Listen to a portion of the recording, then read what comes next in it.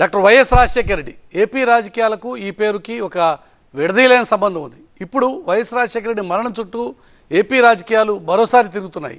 Helicopter ప్రమాదంలో YS చనిపోయి 14 ఏళ్ల తర్వాత ఇప్పుడు అంశం విభజిత ఆంధ్రప్రదేశ్లో మళ్లీ అగ్గిరాజేస్తోంది. వైఎస్ కుమార్తె షర్మిల కాంగ్రెస్ పార్టీలో చేరడం దానికి ఇప్పుడు అజ్జం పోసినట్టయింది.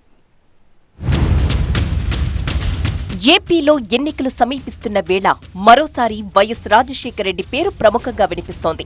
ప్రధాన రాజకీయ పార్టీలు ఈ పేరుని అస్త్రంగా వాడుకోవాలని భావిస్తున్నాయి. ఆయన మరణంపై పొలిటికల్ గా జరుగుతున్న రచ్చే ఈ విషయాన్ని స్పష్టం చేస్తోంది.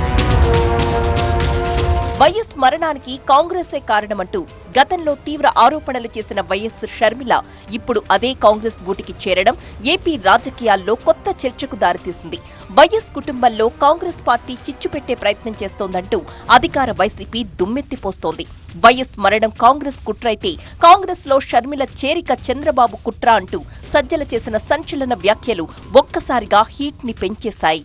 రాజశేఖర రెడ్డి గారి మరణం మీదే డౌట్స్ ఉన్నాయి కాంగ్రెస్ దానికి సంబంధించి. దాని తర్వాత వచ్చిన పరిణామాలలో జగన్మోహన్ రెడ్డి గారి మీద పెట్టిన తప్పుడు కేసుల్లో కానీ ఇటు టీడీపీ కాంగ్రెస్ కలిసే చేసాయి. అక్కడి నుంచి ఆ జర్నీలో కాంగ్రెస్తో ఎప్పుడూ ఈయన తెర వెనుకో ఏదో ఒక రకంగా అయితే కాంటాక్ట్లో ఉంటున్నాడు. ఏపీ డిప్యూటీ సీఎం నారాయణ స్వామి కూడా అలాంటి వ్యాఖ్యలు చేసి కలకలం సృష్టించారు. కాంగ్రెస్ పార్టీని రాజశేఖర రెడ్డి బతికిస్తే చంద్రబాబు కాంగ్రెస్ కలిసి ఆయన్ని చంపేశారని ఆరోపించారు స్వామి. కాంగ్రెస్ పార్టీకి వైఎస్ ఫోటో పెట్టుకునే అర్హతే లేదన్నారు.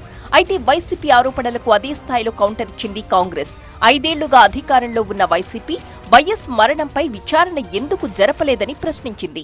జగన్మోహన్ రెడ్డి అధికార దాహంతో ప్రజల మధ్యలోకి వచ్చి తప్పుడు ప్రచారాలు చేసి అబద్ధాలు చెప్పి రాజశేఖర రెడ్డి గారి మరణాన్ని వాడుకుని నిజంగా కాంగ్రెస్ పార్టీకి ప్రజలను దూరం చేశారు. ఆ రోజున నిజంగా మీకు అనుమానాలు ఉంటే అధికారంలోకి వచ్చిన తర్వాత 4.5 సంవత్సరాల నుంచి మీరేం పీకుతా ఉన్నారు, ఎందుకు విచారణ జరపలేదు అని చెప్పి ప్రశ్నిస్తా ఉన్నాం.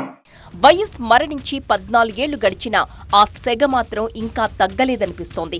ఆ అంశంపై రేకెత్తిన అనుమానాలు మరోసారి ఏపీ రాజకీయాల్ని కుదిపేస్తున్నాయి. ఎవరికి వారు వైఎస్ పేరు వాడేసుకుని వచ్చే ఎన్నికల్లో లాభపడాలని శతవిధాలా ప్రయత్నిస్తున్నారు. ముఖ్యంగా వైసీపీ, కాంగ్రెస్ ఈ విషయంలో పోటాపోటీగా ఉన్నాయి. మరి వైఎస్ ఫ్యాక్టర్ 2024లో పనిచేస్తుందా?